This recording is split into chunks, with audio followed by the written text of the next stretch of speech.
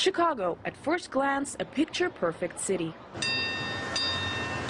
But what happens with a sneak peek behind the facade and a flip of this postcard? The gap between the rich and poor in Chicago is extremely visible. Well-off neighborhoods such as this one are just a hop and skip away from places where struggle is dense in the atmosphere. This is one of the most dangerous neighborhoods in Chicago, filled with countless streets like this one where rows and rows of devastated homes hold thousands of people for whom every single day is a struggle. What doesn't live here is hope. Most people think that is all of Chicago, and that's gorgeous Chicago, but there is still an 85% of the city that they haven't seen.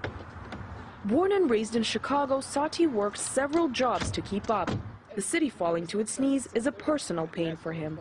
This is a neighborhood that was full of factories and industry, and once industry died, so did this neighborhood. A pattern seen in much of Illinois. In the last decade, over 200,000 jobs in manufacturing went down the drain. Life is especially tough for Chicago's black community, with 1 in 3 African-American men in their early 20s unemployed. Men like Chris. Yeah, it's been tough, trying to get a job and stuff.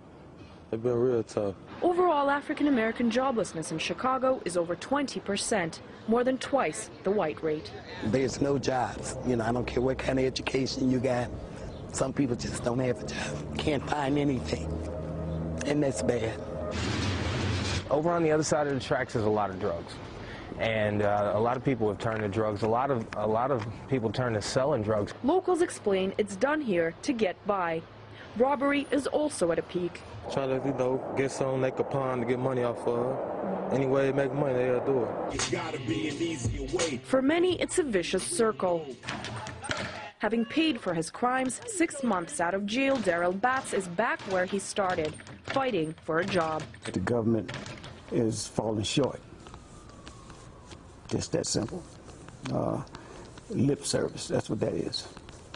I'm saying, they say one thing, and then when it trickles down, it's nothing there.